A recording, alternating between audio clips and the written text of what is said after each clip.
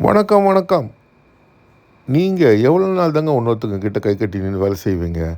நம்ப ஒரு business start பண்ணோம்னு சொல்லிட்டு, நீங்க சம்பாரிச்ச பணத்த கொஞ்சம் கொஞ்சமா சேர்த்து வச்சு ஒரு பிஸ்னஸ ஒண்ணு ஸ்டார்ட் பண்ணுவீங்க. ஸ்டார்ட் பண்ணி நல்லபடியா தான் போய்க்கிட்டு இருக்கும். அப்போ ஒரு தலைவலி ஒண்ணு வரும்.